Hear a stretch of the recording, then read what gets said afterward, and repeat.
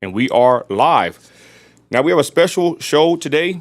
Very interesting. I call him the Vander Ranch Whistleblower. You there, buddy? Yes, sir. You want to give an introduction? We are live. Oh, now we have a special show today. Sorry, I had the mother audio going. Anyway, sorry about that, y'all. So real quick, we have two guys on the line. I'll let the first caller introduce yourself. Go ahead, bro. My name is Justin. I'm the former general manager and used to operate and run the Greenwood water system and Park water system in Greenwood, Midland County. Okay. Go ahead, Rick. Introduce yourself, please. Yeah, I'm Rick Jittum, a resident out here in Greenwood Zone the other night, talking in regards to the issues we're having out here. And I'm also an attorney, so I have a little bit of knowledge spent so far. I've calculated a little over 500 hours working on this particular case. So anyway, Okay. no pay, just how many hours I've got in. I don't know how that goes. Okay, so Justin, I mean, you gave your name, bro. I got to ask you first before we start the interview here, Justin. What made you want to come forward? Since I got a hold of you a couple, days ago, what made you want to just come forward and say what you know?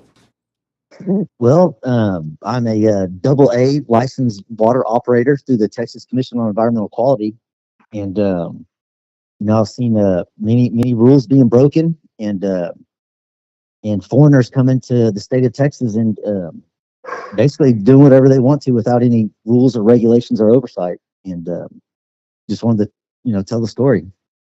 Man, I really appreciate that, Justin. I know the community of Greenwood appreciates you. Me and Rick appreciate you, and we just want to tell it how it is, tell the truth, and we'll start from there. So, Justin, when did you start working for Vander Ranch? Can you talk about your first beginning introduction into this whole situation? Sorry.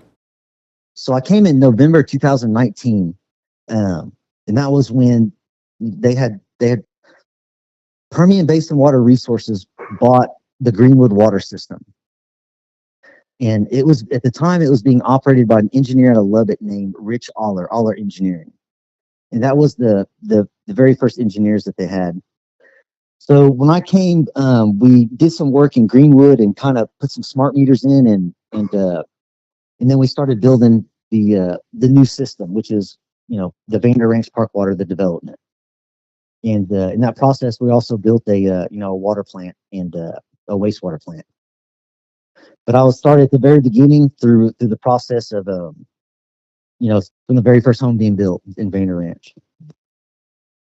Okay, I don't know if you want to chime in anything, Rick, before I continue with the conversation. Just a little bit of background. So this previous operator, did they not have a water treatment plant at that time? So Greenwood Water has always had a water treatment plant. And so one thing... This previous operator, turn this off here.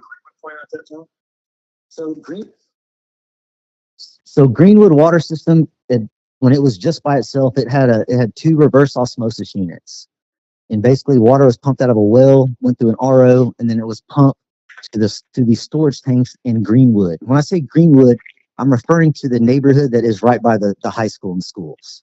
Sure. Okay. Okay, so they have so you didn't use that water plant, and built a new water plant.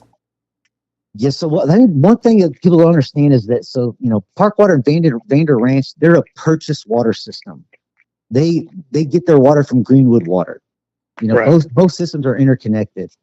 But at one time the pumping station was located in Greenwood, in the neighborhood. But that got moved out to County Road 120 at they built a new water plant. Okay. And this new water plant, how many RO systems does it have? So it has three 100-gallon a minute GE General Electric reverse osmosis units. Okay.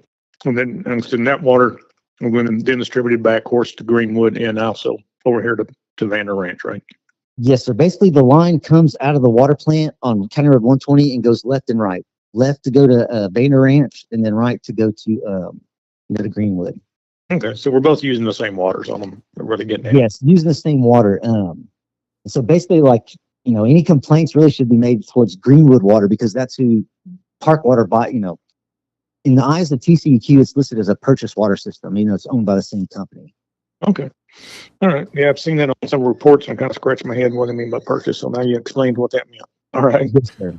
Okay. So Justin, you come and you already have experience, correct? When you meet, who do you meet here?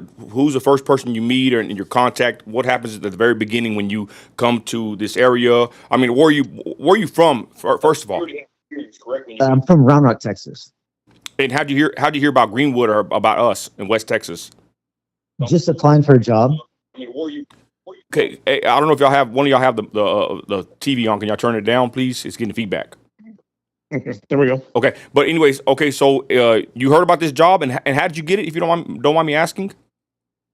Applied for it and then interviewed for it. And I had the licensing and the qualifications. Who did you meet to get the job? So I interviewed with a guy named Graham Simmons, which is one of the owners, Mm-hmm. and Sydney Bowers and Trevor Hill are the three owners.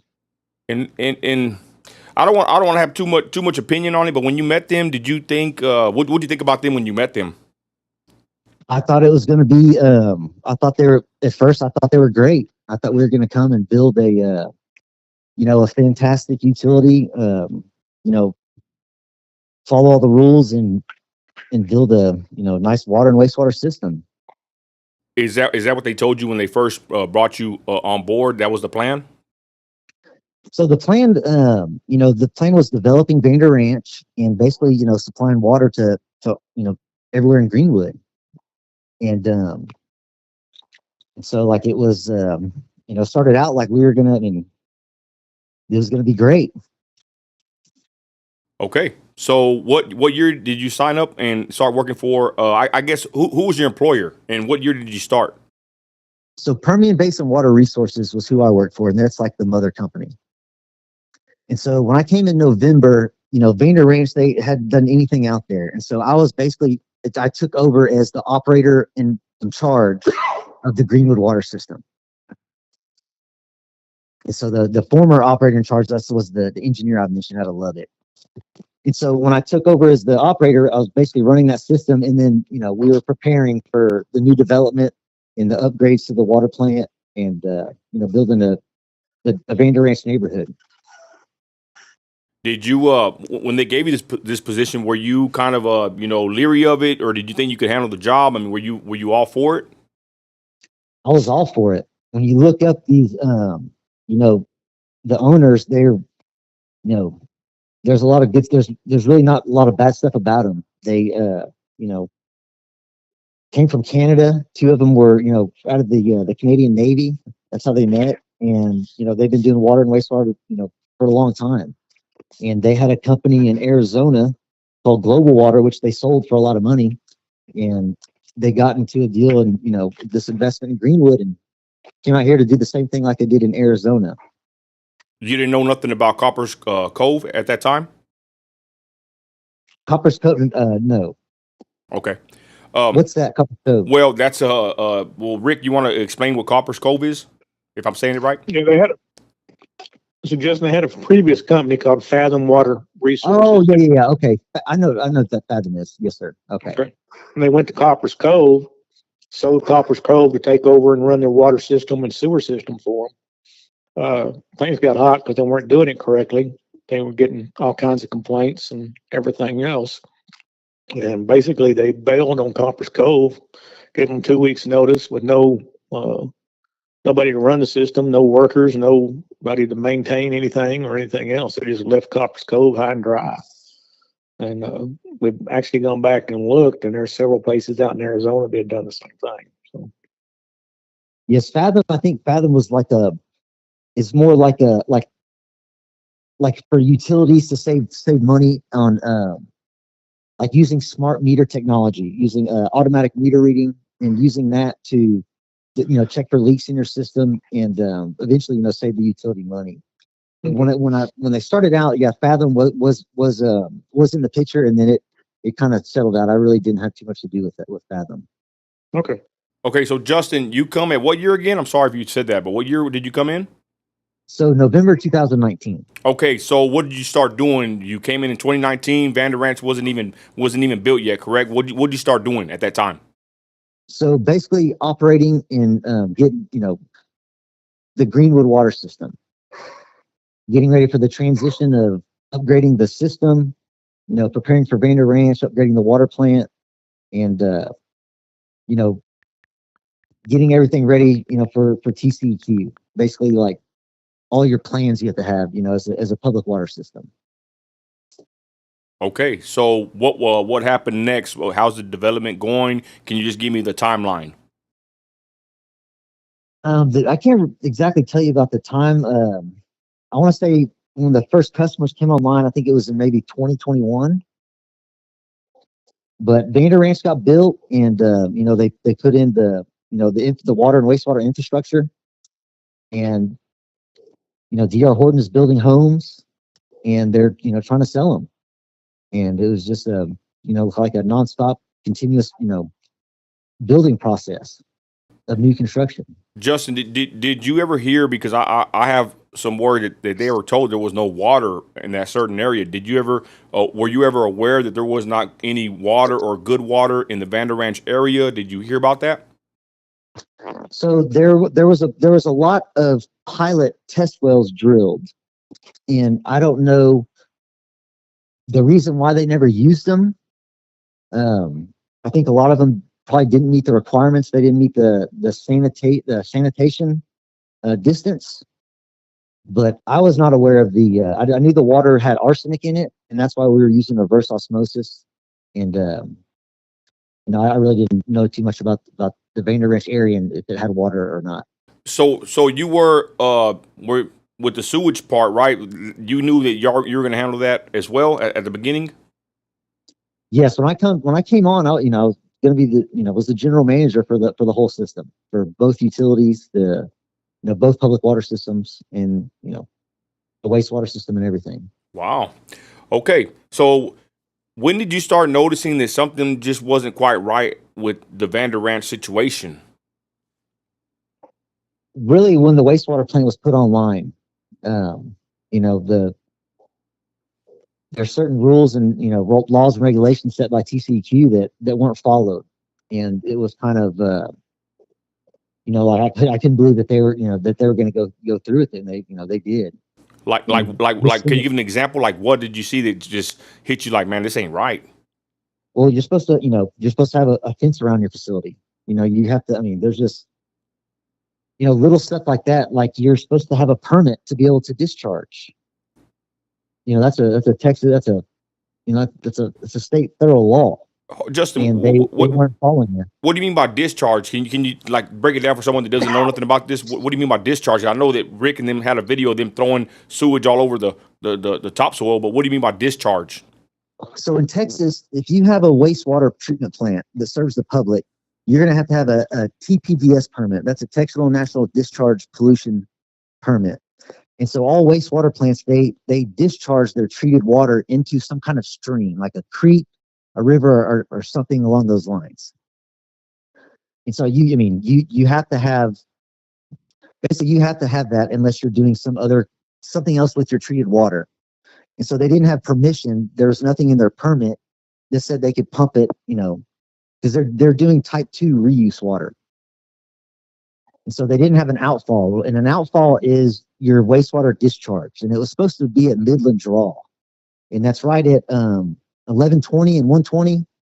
If you were to go right on 120, right up there, that's the Midland Draw. And so that's where we were supposed to have a pipeline that ran all the way there, and that's where the wastewater was supposed to go in our permit. So where did the wastewater go? So the wastewater goes to a pond that's behind the Vander Ranch neighborhood. And then that water is used to irrigate, all the common areas, the entryways coming into Vander Ranch.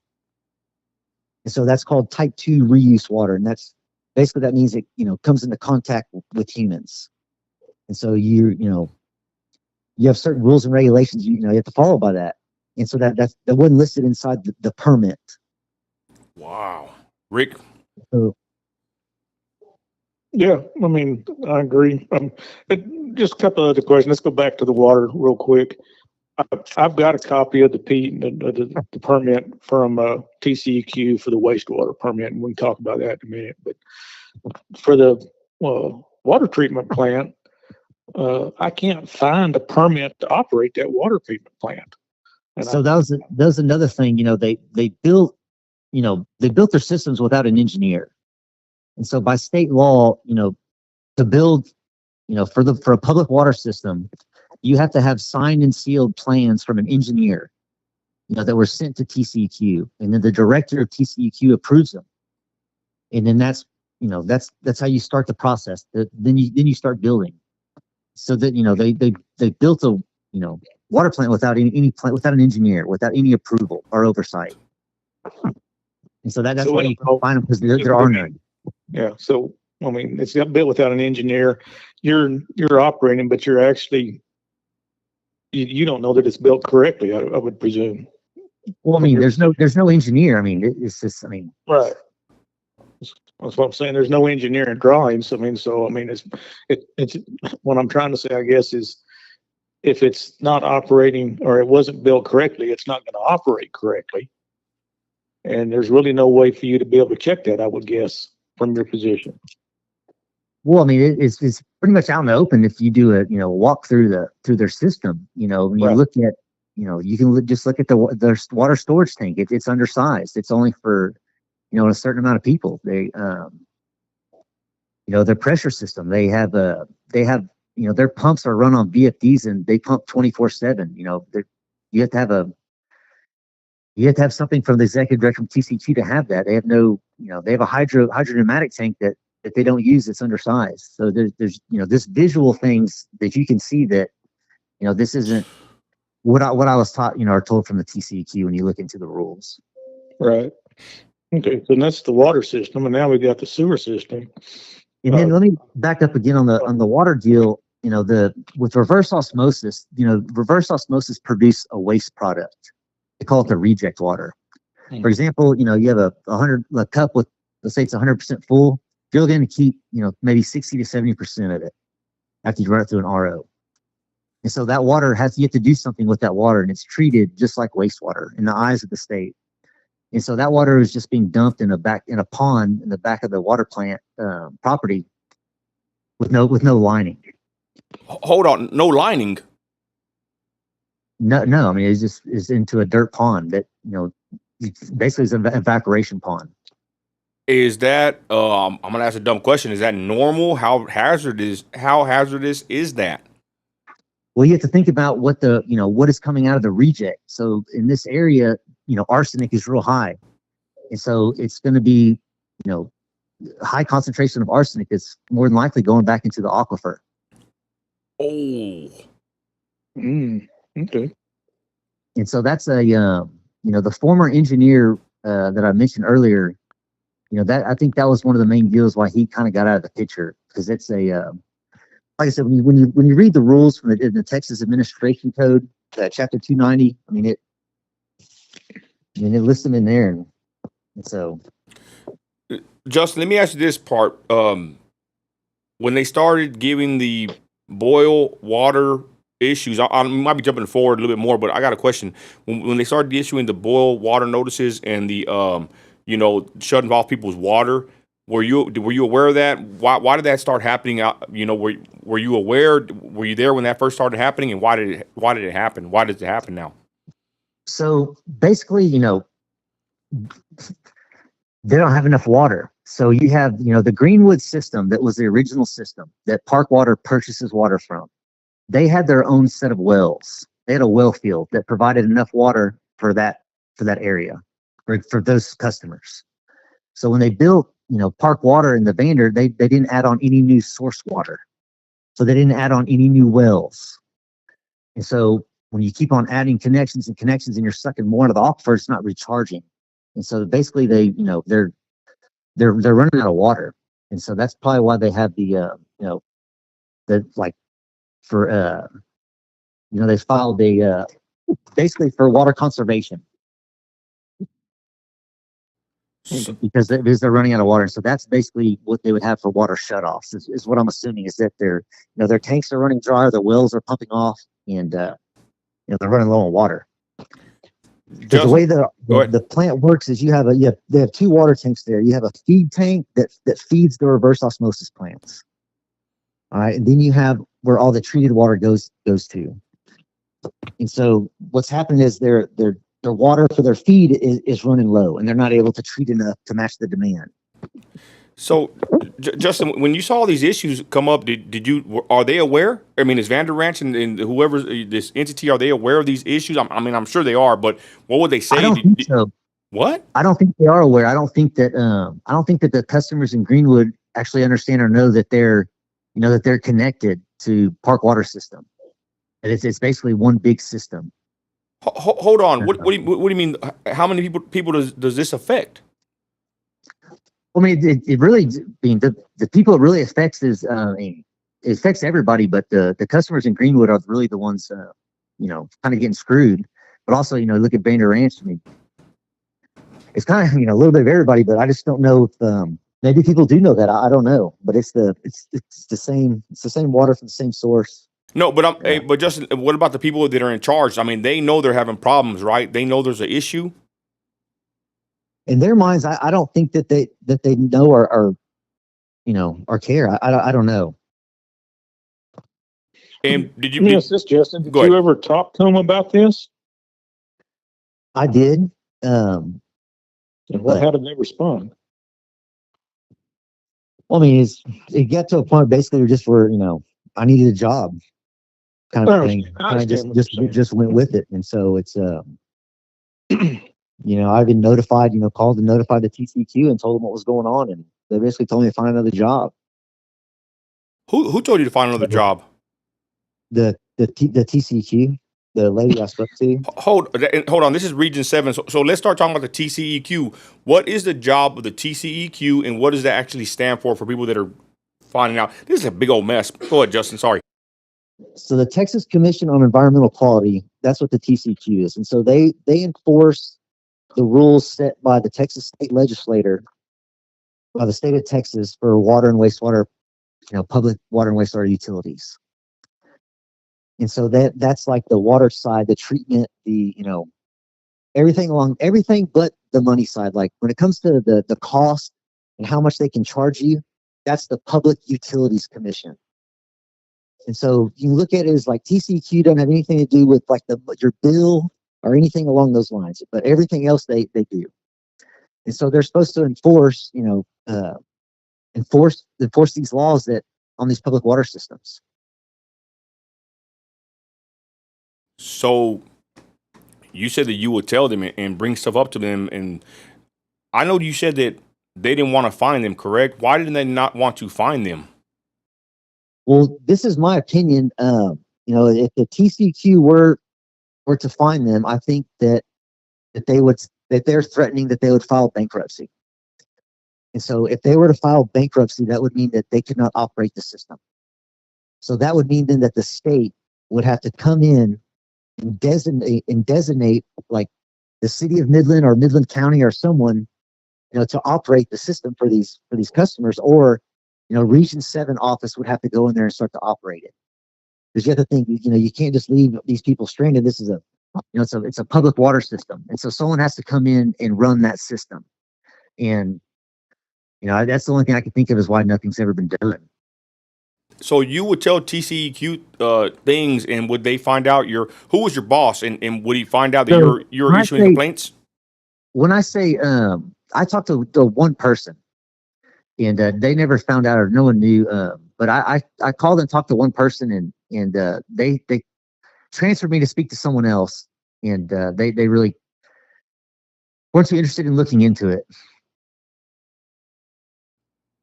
But isn't that their job? Yes, sir. I mean, they've been out there multiple times. I mean, they know what's going on. I mean, they've seen the wastewater plant and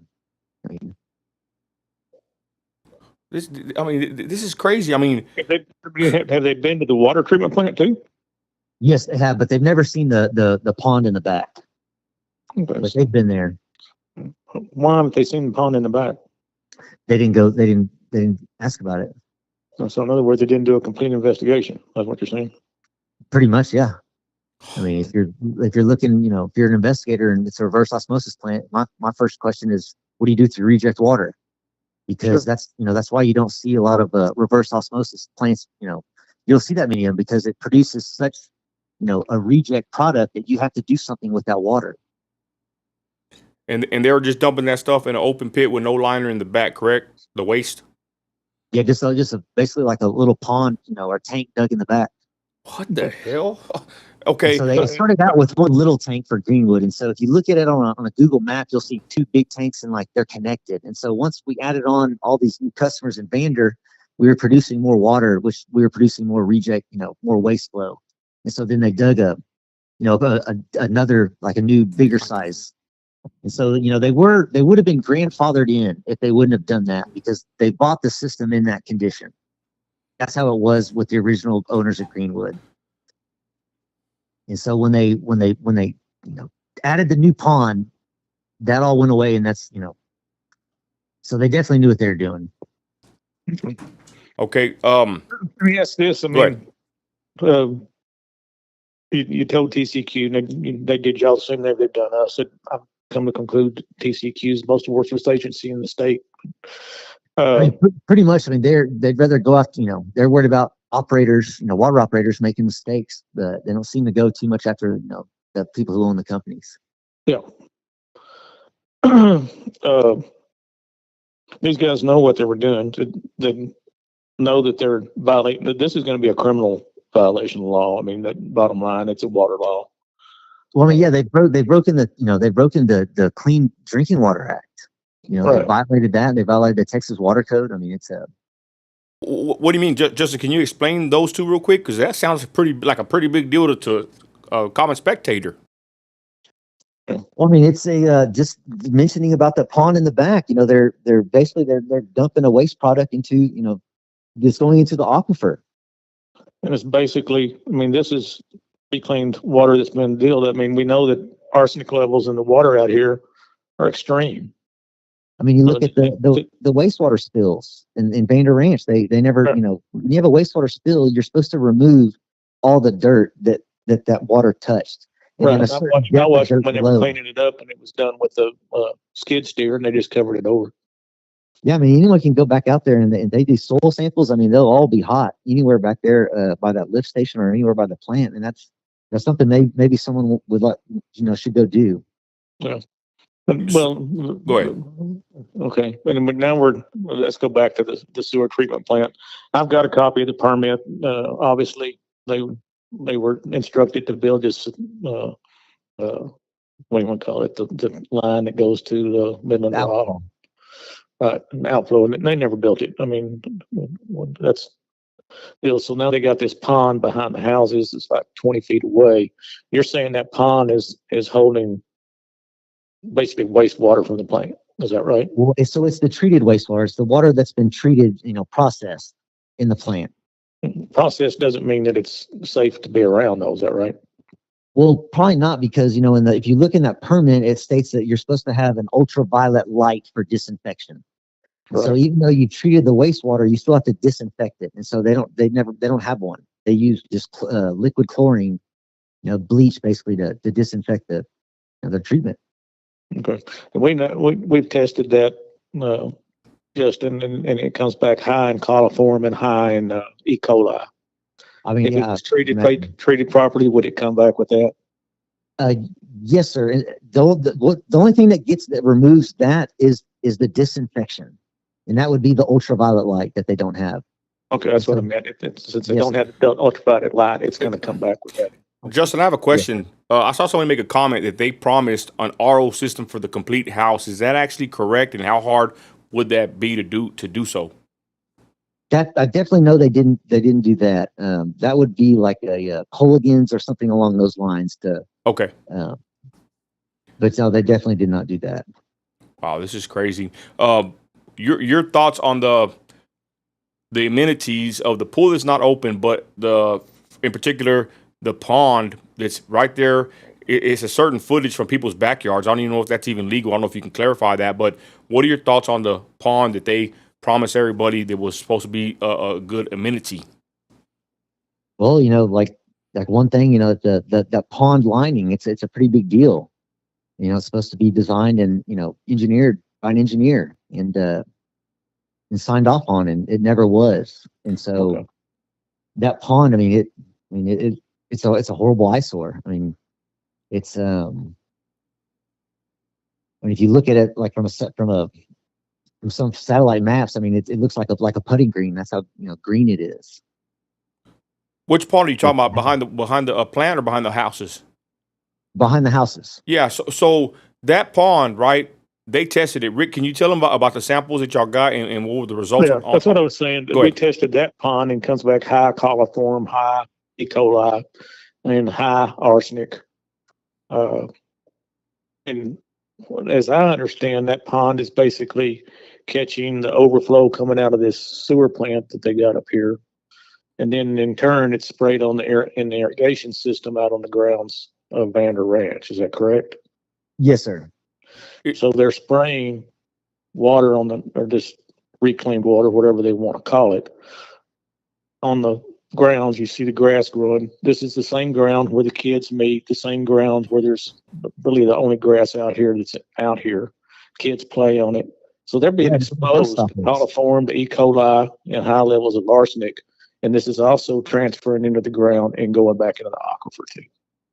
Yes, sir. And part of having a reuse water permit is you have to do soil. You're supposed to do annual soil testing that's never been done. And that Right. soil testing is sent to the state. And having an irrigation system also, you have certain rules that you're supposed to follow with that. Like for instance, if it's raining outside, you have precipitation rate that you can put on. You're not supposed to have any runoff.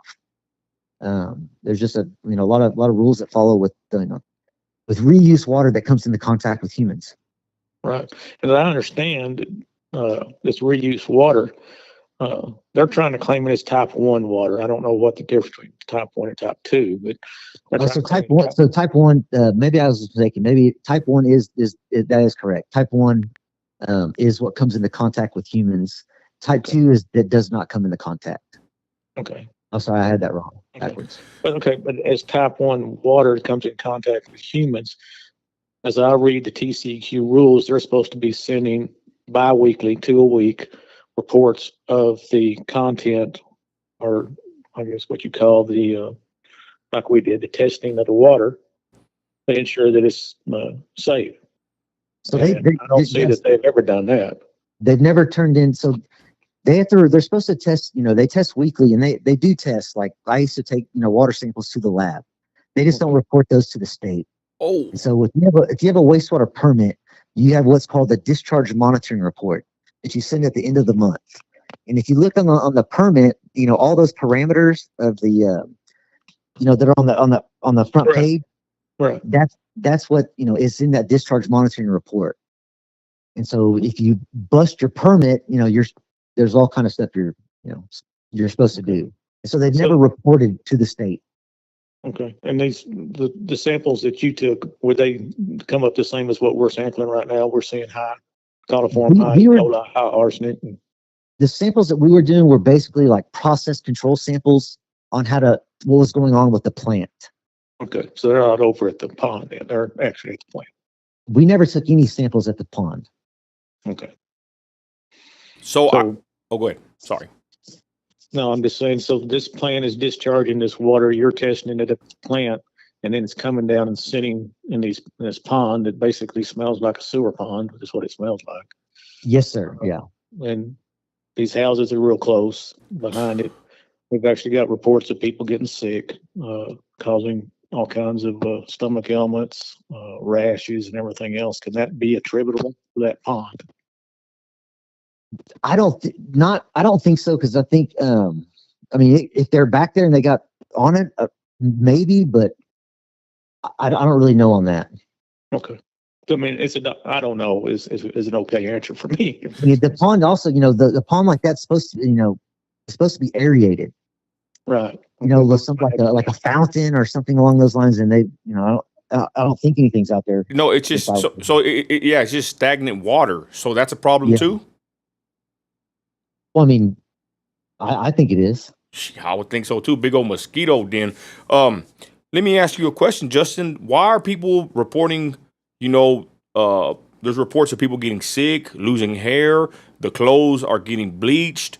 What's going on with that? Could you know anything about the symptoms inside of Vander Ranch or elsewhere? I think they just having issues with their chemical feed system for the RO plant, maybe for their chlorine. What I mentioned about not having an engineer design your plant. There's certain safety factors that just aren't there. It's and so it could be a number of things, but besides the high chlorine stuff, I don't really know what else could be making people sick. Okay, let me ask this. What's recently come up, and it may have been doing it all along, chlorine dioxide is a disinfectant, right? Yes, And it's used in treating water. So it's soluble in water. they're not using that though.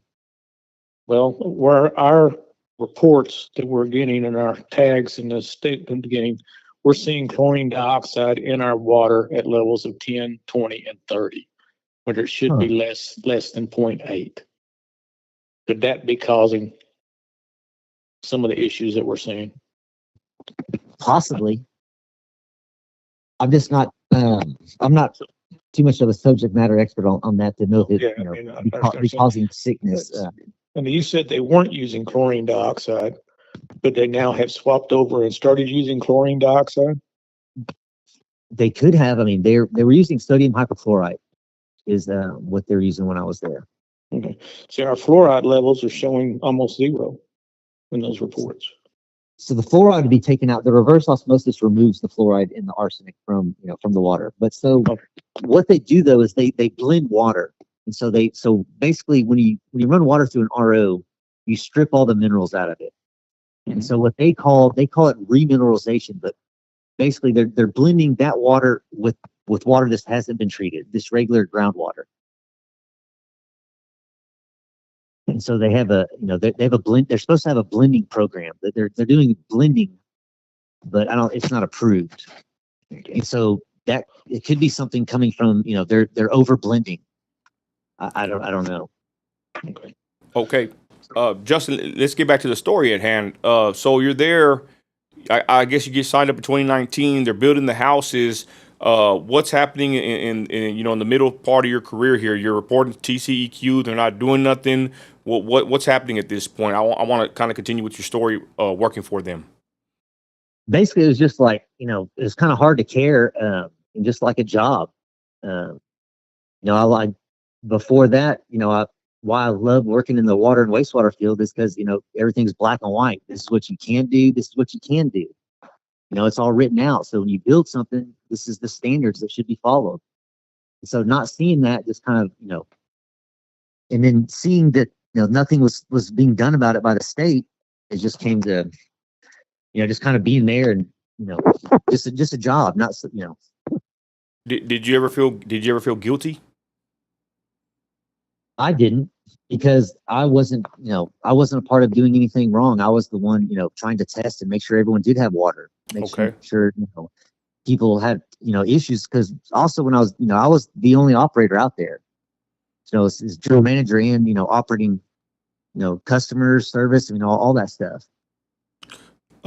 Justin, when did you notice any residents start complaining? Did you see any of that, hear any of that, and how did the upper management think about people complaining in Vander Ranch? Well,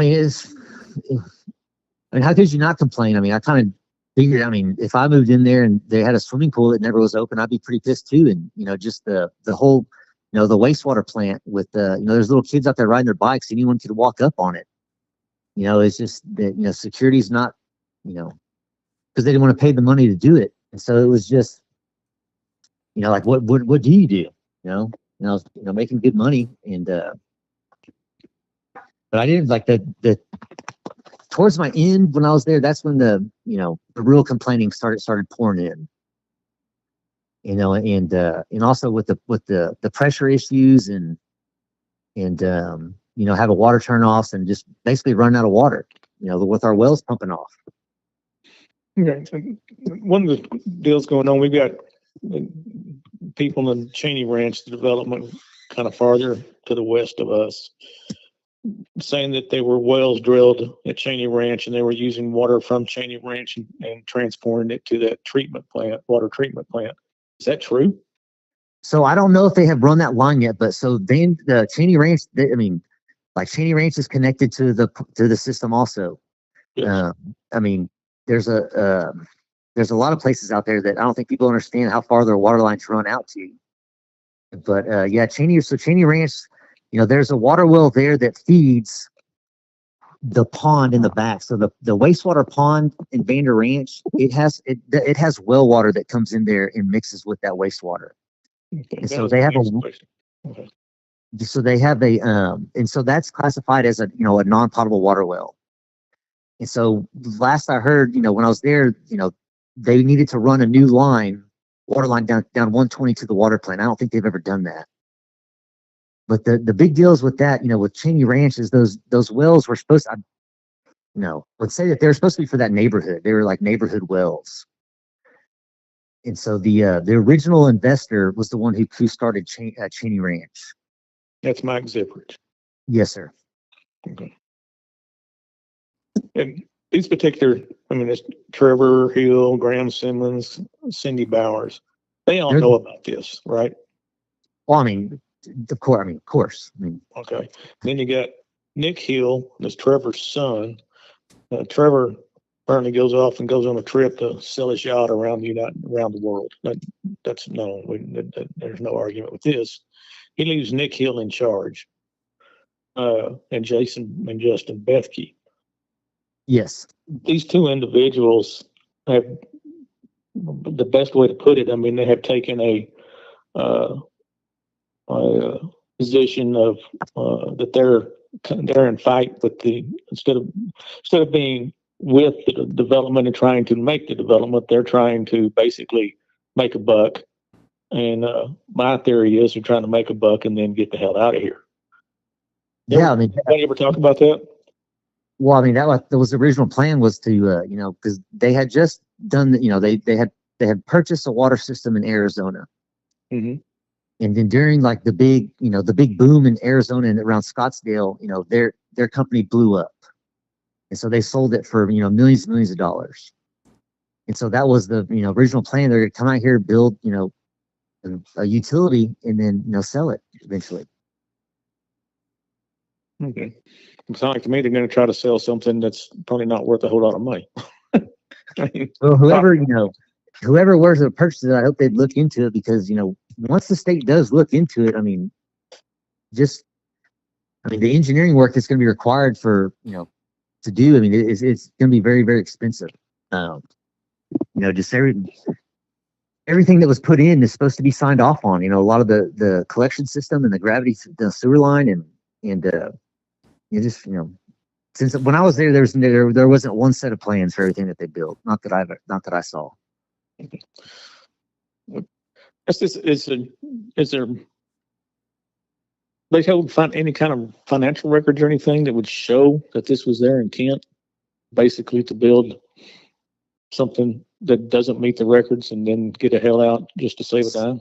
So I don't think that was their original plan. I think when they came to Texas and with the first engineer, that they didn't realize, the rules of Texas, like where they were in Arizona, they didn't have the rules like they do in Texas. And so I don't even think that they looked at any Texas rules. It's basically, they had their own contractor and they had money. So if you have your own contractor and you have money, you can basically do anything you want in Midland County. Right. There's no one out there watching. And so, that's the bottom line. So any other time, to bid a project, you have to be bonded. You have to do certain things. Well, they didn't have to do any of that because they had a contractor, IDIM Construction that built everything. And these are dirt movers out of Louisiana. They're not construction builders. They move dirt. That's what they say. IDIM Construction, I've done a little bit of background, basically built golf courses. I mean, so they moved dirt around and built greens and fairways and that kind of stuff. IDIM, since I do it myself, is what it stands for. Yes. So I'll do it myself company. And what I can see is he is also an investor in Permian Basin Water Resources. Yes, his name Jude Du Bois. He was, I met him at the very beginning. He's a great guy, and I think he got screwed. It was almost like a deal. They painted a pretty picture, and like you drank the Kool-Aid. Everything was going to be hunky dory, and going to build this awesome utility. And supposedly these are super smart people in the water and wastewater field, and and I just didn't see any of it.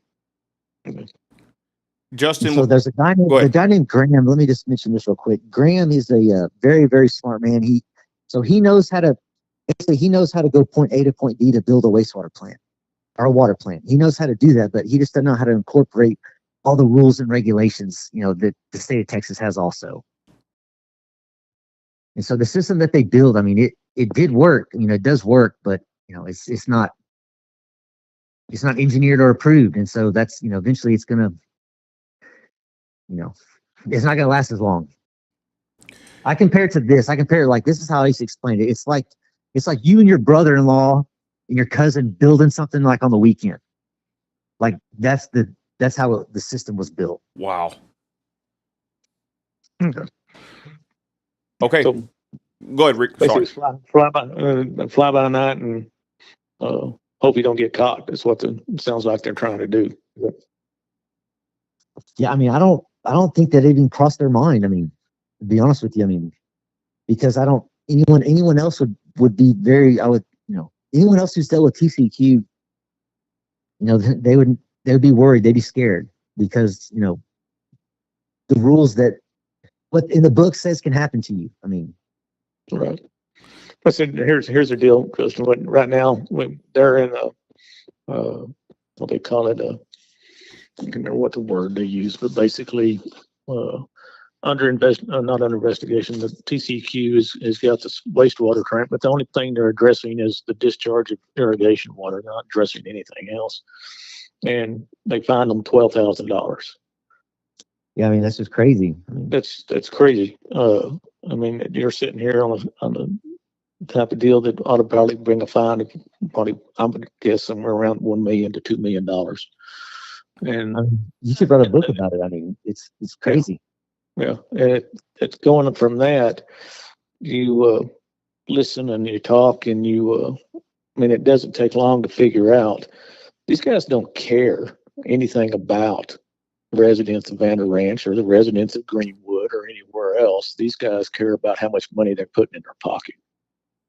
I mean and that's the reason why, for them to put money in their pocket, they have to have water taps. And so that's why they're building all those new homes out there. Yeah. The rental homes.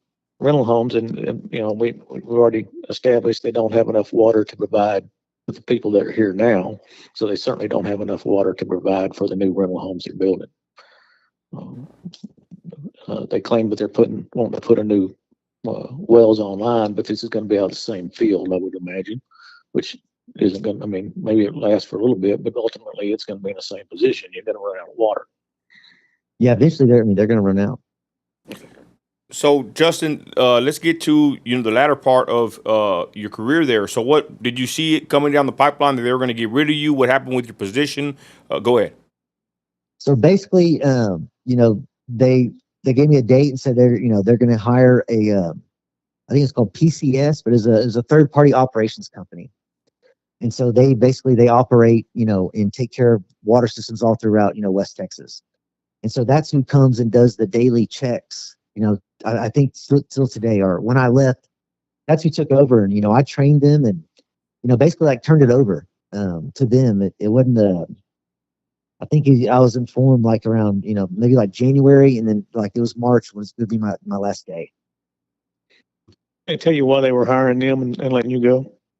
I mean, what they were paying me, I mean, they got like 10 guys for us. I mean, it was a smart business decision, and it's just getting to the point where it was just, they had to say that they had a lot of stuff, and by TCEQ rules, when you get to a certain amount of connections or people, you have to have 2 licensed operators. Mm-hmm. And so this third party operations company, they have, lots of licensed operators. With me, they only had one. And where are those guys from? Are they local guys? I want to say it's PCS, but I don't know where they're headquartered out of. Maybe Lubbock, but I know they're big in the area. They're an engineering company that also does operations. So I guess you're handing your job over. I guess they're aware of all the violations and just all the rinky dink stuff they're doing. Correct? The other guys. Well, so I think that they're when they were coming in, they were all, kind of surprised, like, because like I said, when you're around, water and wastewater stuff, you don't, I've never seen anything like it. Like, I've never seen anyone build a wastewater facility or any facility without putting a fence around it, in a neighborhood, or like a lift station with, a lift station's got a big manhole in it. Anyone can walk in there and fall in. It's just, there's no safety nets or any rules followed. And so they didn't really act like it, but I know that they knew, because if you have a water or wastewater license, you're taught, what the rules are, and it's very easy to see unless you're blind. Or you don't want to see it. Or you don't want to see it. And basically they're just out there. They don't really have a dog in the fight. They're just out there operating the system and doing their daily checks that are required by TCEQ. Justin, go ahead. Is there a reporting requirement of violations by the operator to TCEQ back in this case where the owner is refusing to make the upgrades or to do? I guess there could be, but it depends on it. Does the TCEQ have your back, and are you going to lose your job over it? Right. But there's no law. Besides like whistleblower stuff, but it's the bottom line. It's the utility is responsible for. It's not the operator doesn't build. Is not responsible for building the system or have anything to do with it. He's supposed to bless it and sign off on it, but there's not really much like an operator can do. Basically, with the unless you want to risk like losing your job, you don't really telling your boss. Right. Okay. Justin, can you address the sewage that was just pumped on the ground? Do you know why they did that, and how hazardous is that? So their wastewater plant went down, and so the wastewater plant they have, it's called the Membrane Bioreactor Wastewater Plant, an MBR. And so when it went down, they had no backup. They didn't have anything else. And so, the lift station where all the wastewater in the neighborhood flows to, it overflowed. And so that's what was overflowing, behind the pond in Vander Ranch. And what is because their wastewater plant was down. They had fouled membranes. That wastewater plant. But there's another alternative they could have done, such as bringing vacuum trucks and that kind of stuff, and been able to take care of the problem until they got the wastewater treatment plant. So by rule, that's what you're supposed to do. You're supposed to truck and haul. You're supposed to be hauling that stuff, and they chose to let it overflow every day. But that's the bottom line is they're supposed to pay, but it's like $1,000 a truck, and so they just didn't. They just let it overflow. Again, it was cheaper to let it run on the ground than it was to do what's right. Sure. That's why they didn't clean it up, or it was a wastewater spill is a big deal, and it was never addressed. Justin, let me ask you this: how does this affect? What's the broad effect? Is this affecting anybody else's like wells in the vicinity? What is this affecting as far as people that are not just in Vander Ranch? Oh, it's affecting the soil out in that area is very permeable, which means like when it doesn't take a lot of time from the surface to go down to the aquifer, and so that water is going into the aquifer, and so it's contaminating the groundwater supply. It affects all. Basically anyone drinking out of that aquifer. Anyone who's got a well around all those neighbors who have wells. It affects a lot of things. So it's not just Vander Ranch. I think even me, I'm focusing on Vander Ranch, but this is actually affecting a broader spectrum of people, correct? A community of people, not just Vander Ranch. Yeah, yes, sir. I would say so because there's a lot of houses around Vander Ranch that aren't on the water system. And so that means that they have their own water well. And so, and if that aquifer's, there, that it has seeped in. And so they may not be aware of that. Okay. Go ahead, Rick. I'm sorry. I'm gonna gather some questions here for the end of this. Go ahead, Rick. Yeah, going back to things, then not only have we reported TCEQ, we reported the PUC. Now you kind of explained a little bit why PUC may not operate, but in order to bring a suit against somebody in the state of Texas, you have to get PUC to investigate. They wouldn't do it, but we failed. We've tried to get reports to Terry Johnson and Jeff Summers, and have been turned down over and over and over. Do they have any kind of, that you know of, any kind of tie to Park Water? I mean, we've heard that Jeff Summers was wanting Park Water to provide water to a development that he had or was going to have. That I don't know. I mean, I know these. Terry Johnson has a business, I believe it's out here in Greenwood. I'm not for certain. And I just kind of wonder if they had any kind of ties to Park Water that would make them not want to hear this from the citizens of Midland County. I don't, one thing I always, when I was working there, what I was telling them is that, so there's Midland County, the MCUD, the Midland County Utility District. Yes. And so if I was MCUD, I would be on TCEQ, to find these people because they could operate, they could take over and run that system. And so there was something there was something there because I know Park Water was supposed to make pay a monthly fee to them for some reason. I don't know what that was, but it was mentioned in their boards and the county commissioners board minutes meetings about them being behind in their payment and not updating what was going on with the development. Okay. Because that area, they had a while back ago, there was a bond to bring water from someone else out to Midland County, and MCUD was supposed to be the one that was going to provide that service. Right. And then, Park Water comes out and, well, they're providing that service. So kind of at the beginning, there were some customers that were wondering, well, are y'all part of MCUD or who are y'all? I mean, who is Park Water? And, they're a private investor owned utility. Right. So, just a little background, they did make a contract with MCUD, a franchise contract to provide water. They were limited in their service area to strictly to Vander Ranch and strictly to what Greenwood had at the time. Now, and then there's another development across 307. I can't remember the name. They were Pecan, it's called Pecan Grove or something to that Pecan effect. Grove. And so that's when you. I'm sorry. Go ahead and I'll butt in if you're done. So from what we've learned is they are operating far outside those areas. Would that be true? Yes, sir. So how it works is you have a CCNN that's set by the PUC, and so that's your service area. And so it's like it's a certain area where if anyone who lives out there, if they ask for service, the utility has to provide that service to them. And so they're serving way outside of their CCNN boundary lines. And so when you look at if you look at what the tariff, what they charge the Greenwood customers, what they charge the Park Water customers, it's a big difference. And so they have a lot of customers that are newer, that are closer to the Greenwood CCNN, but they're getting charged the Vander Ranch rates. And so, you're not supposed to be able to serve outside your CCNN. And so I think that's what maybe that part of that deal with MCUD was, because they were going into, MCUD doesn't have a CCNN, but Park Water was going way outside of their service area and, providing water. Okay. And of course, going outside their service area is one of the reasons why they're running out of water. I mean, that doesn't take much common sense to figure that out. But. Yeah. I mean, the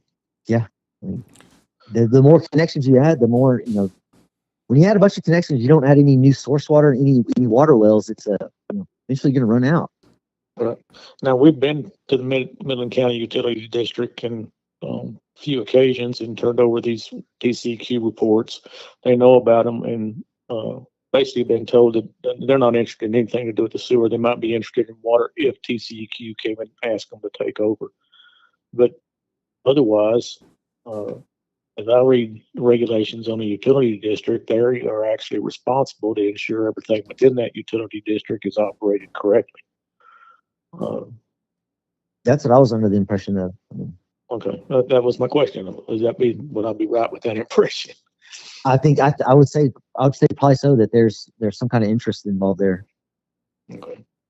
And of course, they were supposed to be paying MCUT money. They weren't paying them money. We know that. And then I think they have now paid current, but I can't be certain on that.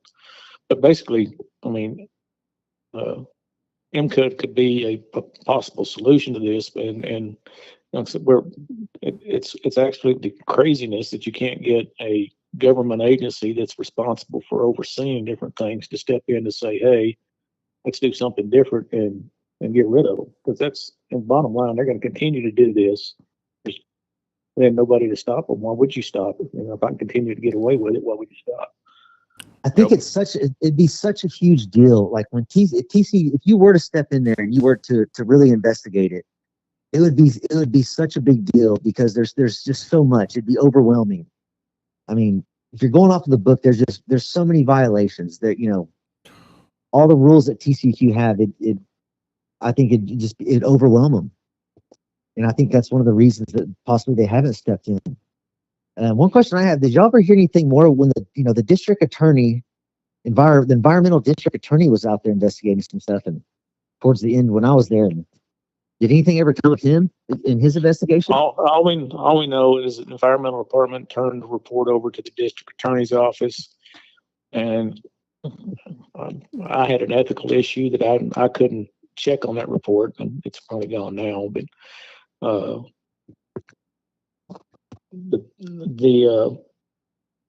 but to answer you, no. I mean, it's gone into a deep well, and nobody can tell us where this report's at, where it stands.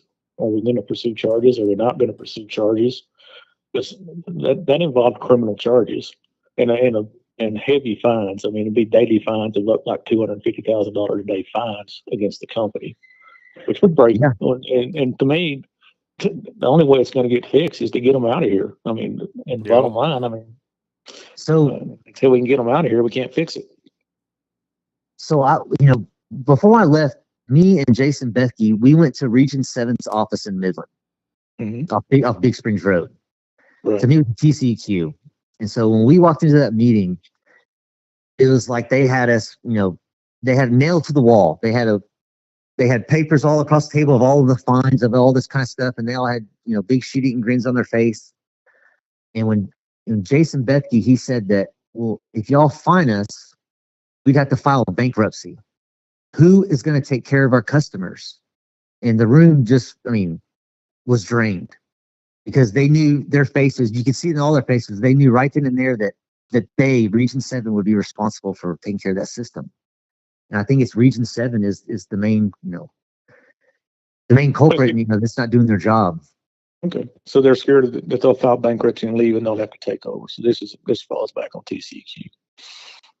Because they're the state. They would have to step in and operate it until they found an operations company to do it. But when you look into the rules, the attorney general, if it gets up to him, he can appoint, like a county or a city to do it until they do find somebody else. All right. There's what I'm saying is there's ways to get this taken care of, but as long as we're being blocked at the level by TCEQ, when we're blocked by Public Utility Commission, and we're blocked by the county commissioners and county judge, and we're blocked by Midland County Utility District, this is never going to get fixed. That's what I see.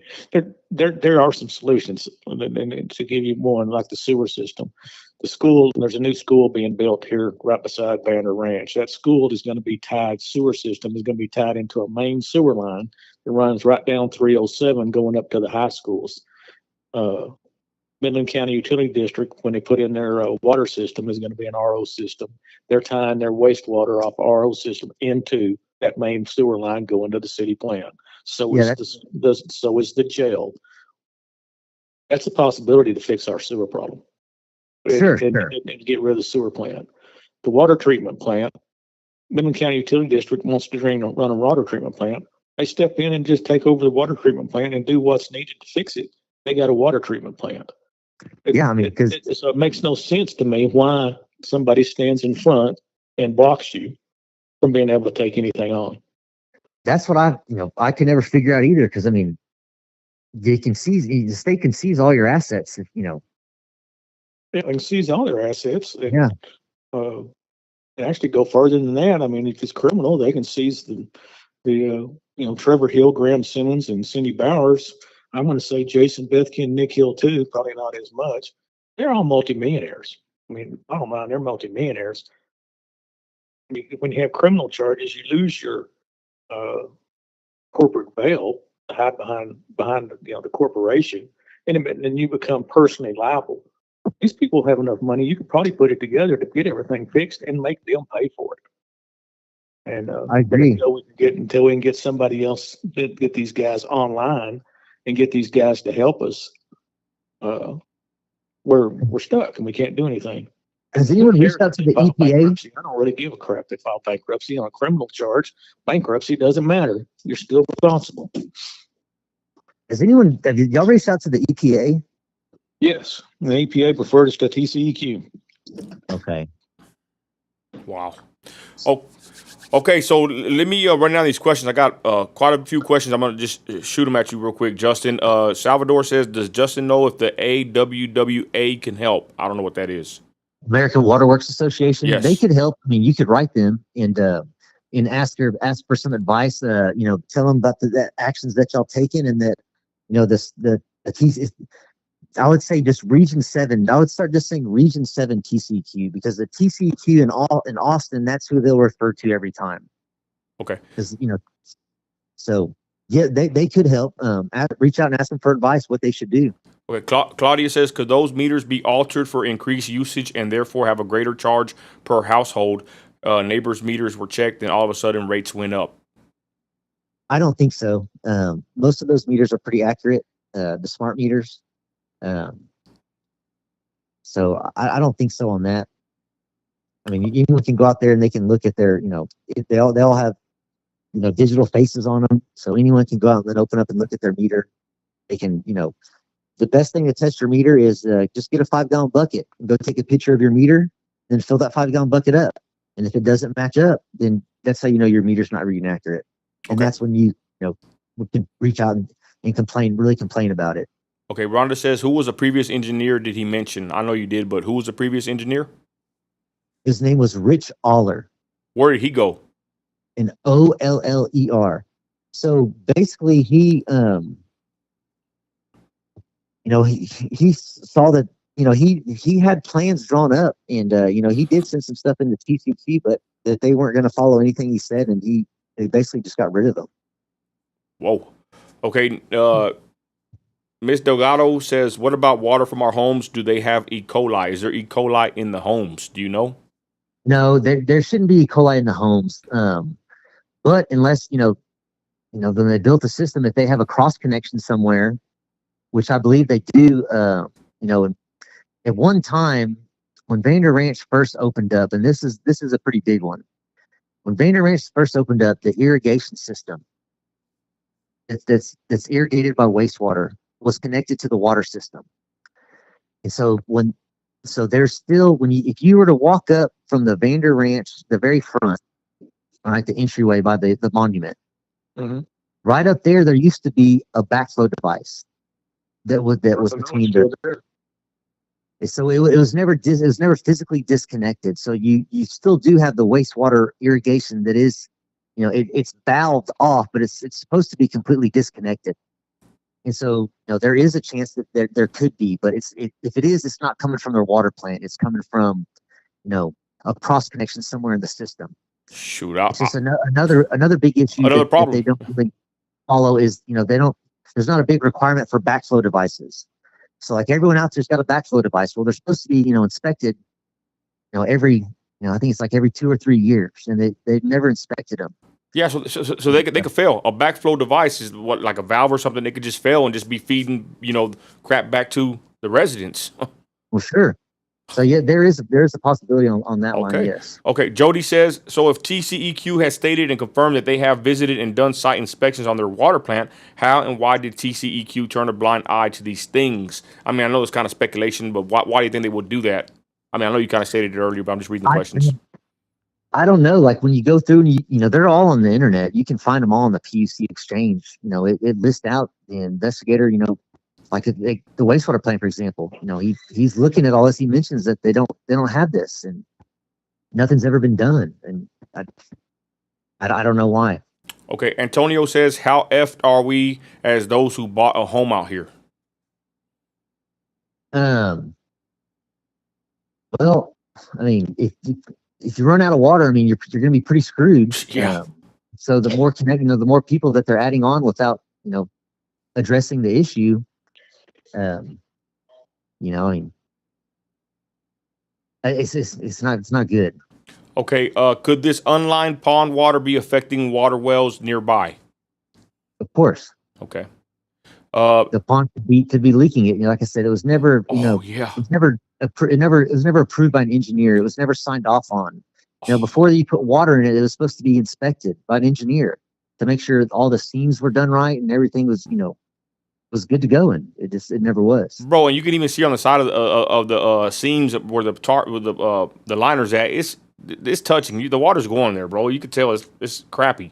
Ashley says the home sprinkler systems, is it all type 2 water or is it on the other system? All the home sprinkler systems they're on the potable water system. So only the entryway coming up Vander Ranch when you turn into that subdivision, only that is irrigated by the wastewater. Okay. We were told they use some kind of bugs at the sewer plant. Is that true? Yes. So in wastewater treatment, you have bugs that basically that's what eats up and and helps treat your wastewater. And so is that I would assume that's the bugs that she's referring to. Okay. Amy says, go ahead. Can I ask a question? Go ahead. The wastewater treatment plant obviously creates sludge. Yes, sir. Okay. That sludge, we have never seen trucks come in there to vacuum that off because there's no way to get rid of the sludge unless you dump it somewhere. They've had trucks come and get it. They had trucks come and get it? Yes, sir. Because there was speculation, there's a saltwater disposal well that's not too far from that wastewater treatment plant, that were taking sludge and running it down that saltwater disposal well. No, they're not doing that. Basically, it's pumped out. Okay. Okay. All right. Amy says, did they sell water to others like the oil field? No. There is like commercial businesses that are on the system, like Tarzan and Jane's, those sort of places, but they don't sell they don't do any bulk water sales. Okay. Can you ask him if he was aware that IDIM Construction had liens put out there at Vander? Yes, and so when I was mentioning earlier, Jude was an investor, and I think he used some of his own money, and he never got paid, and so he filed liens on everything out there because they'd never paid him.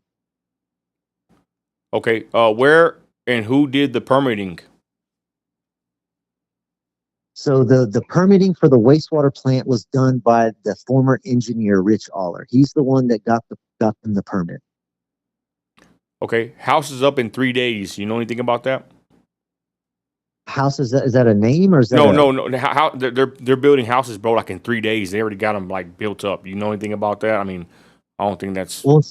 So something I saw, on the internet is that a lot of those rental homes they're considered basically like Section 8 housing.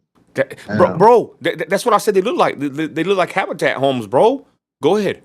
Yeah, and so that's basically when you think of Section 8, it's not like a project. It's just basically for people, they can get assistance buying a home or getting it into a home or for rent.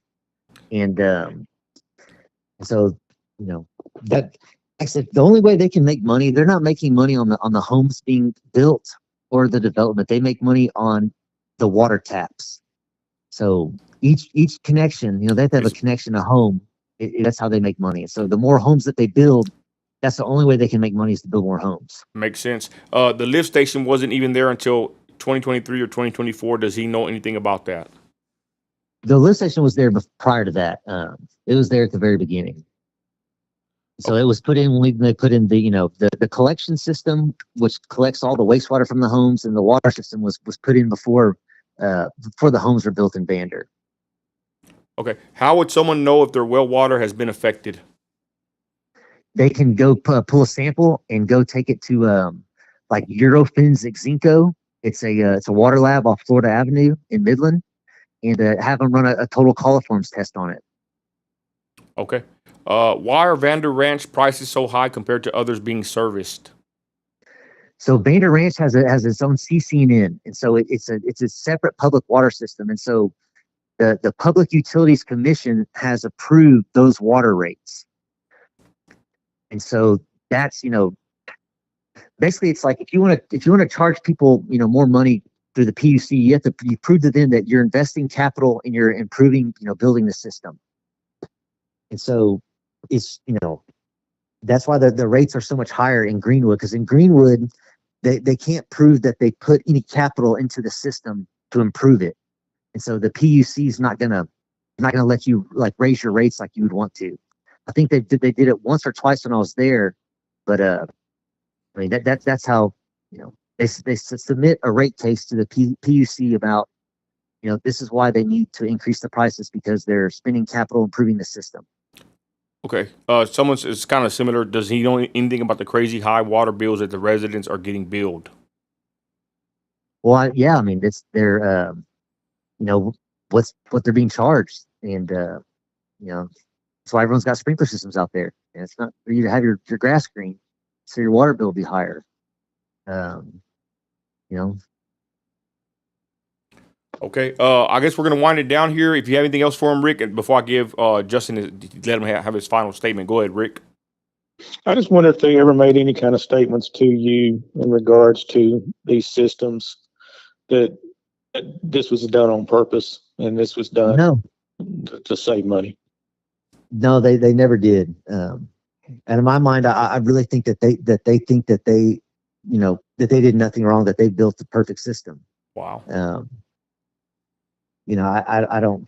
They never said anything along those lines to me. Like I said, when it was a very different. When I saw what was really going on, my attitude changed, and it changed my relationship with them. And I was basically like an outsider. I wasn't part of their group. I was just there like an operator. Then I became more not like a general manager, like an operator. Just taking care of the system, doing what I had to do, because I just couldn't be on board with it. So when they would describe the system, they would talk about it's a like high tech and blah blah blah, and I just knew it wasn't. Wow.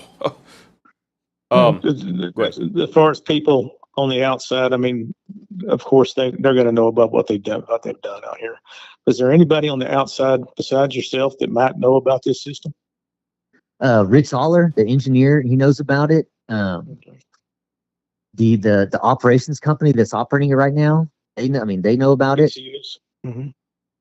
Yeah, I'm pretty sure that's the name is PCS or PSC or. I've seen their trucks. It says PCS on it. Okay. There's an operator. There's another operator in Lubbock that was with that engineer. He knows about it. Besides that, there's anyone who's done any work out there. They know about it. Justin, someone wants to know, what can these people do to fix the certain water problems / situations? Basically, I mean, to reach out to, probably need to write a letter, reach out to Ken Paxton, the Attorney General, and reach out to that office and tell them that nothing's being done, and that's their job supposed to protect Texans. Is there a specific liner that is supposed to be installed in the pond for what the type of water, if any? It's a I can't tell you the exact name, but yeah, there's a certain liner that's supposed to be in there. Yes. Where was the lake supposed to go?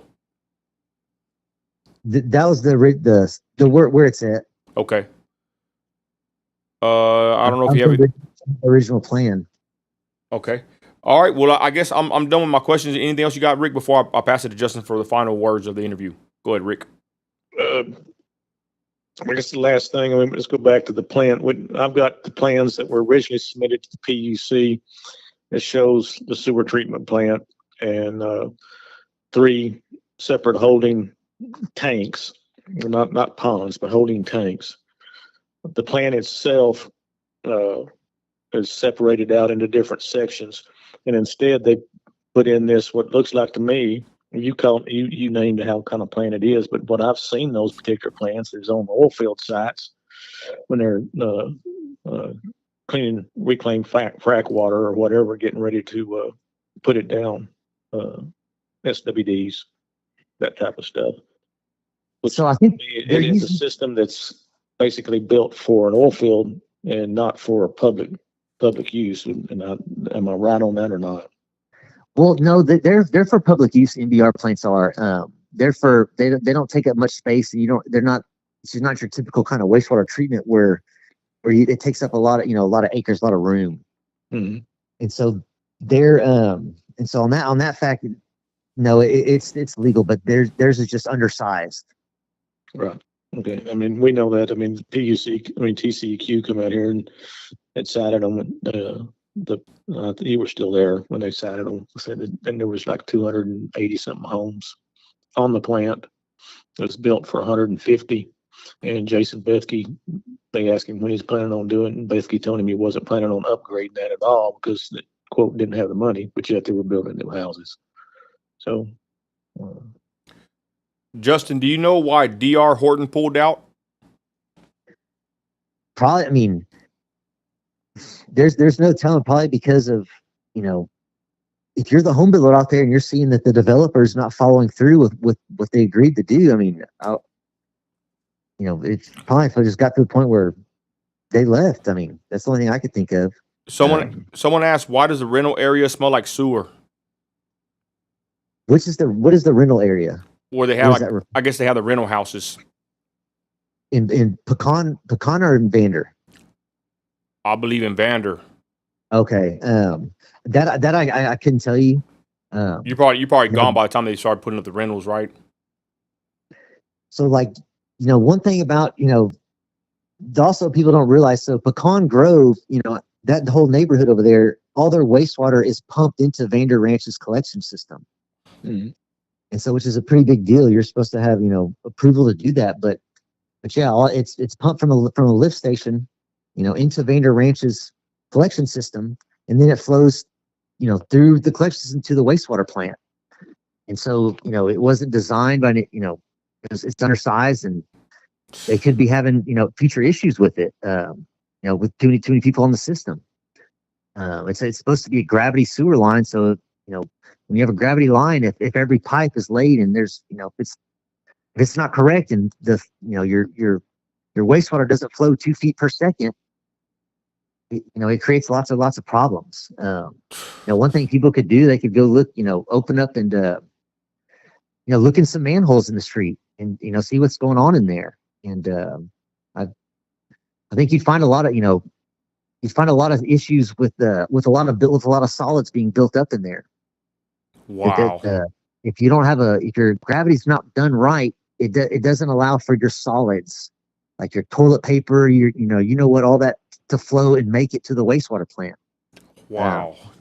Somebody says they are building houses where they said they couldn't because of gas lines. Is this correct that they couldn't build there on 115? I don't know too much about that. I know there's lines all over out there, but I do not know the whole story on that. Okay. Someone says, Amy says, did they have a permit to bring Pecan sewer to Vander? No, I mean, they don't have any kind of thing like that. Wow. Okay. How many neighborhoods are being pumped into Vander Ranch? Sewer or water? Either or. So sewer just from Pecan Grove is my, last time I was there. Okay. And so you look at Vander Ranch's CCNN, so like the people that they're serving outside of Vander Ranch, those people, if they wanted to, they could request service because Park Water is supposed to provide them service if it's in their CCNN, water or wastewater. But right now it's just Vander Ranch and Pecan Grove are the only wastewater systems out there. Let me ask you, did you find it kind of odd that they owned the water, the sewer, the HOA, like they own a lot of different moving parts in this whole situation, correct? Was that kind of odd to you? No, that's pretty normal. I mean, that's normal. Okay. Because they were the developers and the utility. But at the same time, and then the HOA, and you really can't, like, who do you complain to, right? But then I guess TCEQ is kind of the person that you go to if there's some big issues, which they're not doing their job. Is that a fair statement? That is, but I thought the HOA. I think Nick was in charge of the HOA at one time, but I thought it was the citizens out there and people who lived out there. I don't know. I can't speak too much on about the HOA. I wasn't really involved in any of that stuff. All right, Rick. Final questions, Rick. Go ahead. No. I think we've got an idea of what's going on out here, and obviously some more information that I didn't know until tonight. And I appreciate Justin for talking about that. One thing you could do. I don't know if you've done this yet. When you talk about the water plant, you can submit. You can submit a request to. Let me see. I have it written down here somewhere. So basically, to TCEQ's engineering division and request to see the plans because it's a public water system. Right, and that's what I was saying. I have requested that and have gotten no response, and can't find anything online, which leads me to believe that there's not. There isn't. Yeah, it'd be it's called the environmental. It's the plant TCEQ plan review team is who you would submit that request to. Okay, Justin, I'll just say this. I thank you, everybody in the comments. They appreciate it. We have over 100 on the live currently on Facebook and YouTube. Justin, I thank you for coming forward. You're not you're bold, and I thank you for bringing the truth. Justin, final words. What would you tell everybody that's watching across the nation? Go ahead, Justin. I'd say don't give up. Just keep on reaching out and going higher and higher. With EPA, they are involved in wastewater in Texas. On the water side, they're not, but on the monitoring discharge report that they're supposed to send in, goes to the EPA, and so there are other avenues to go. It's just you just got to keep on doing it, and there's lots of like I said, some soil testing would be good to do at the entryway where the sprinklers are. And see what's in the soil back there by the lift station where they had that wastewater spill. Stuff like that is that way you can have something documented and I say good luck, hang in there. But I would think that something MCUD should be able to step in and do something. It's just or it could be that it's so big that that they're TCQs, maybe they're just not saying anything and they're working on a case. It is the state, and it could take them a long time to do stuff. But I just don't know. But you got everyone out there's got they have an elected official that represents them in that county, and they need to reach out to every single one of them. Your congressman, your everybody. Amen. All right, well, if you want to hold on the line, Rick and Justin, I'm going to go ahead and end the live. But thank you, Justin. Thank you, Rick, for joining me. Shout out to Greenwood community, all of Midland, Texas. God bless y'all. And with that, everybody, we are out. God bless. Thank you for what you do, man. Appreciate it. Thank you. Bye.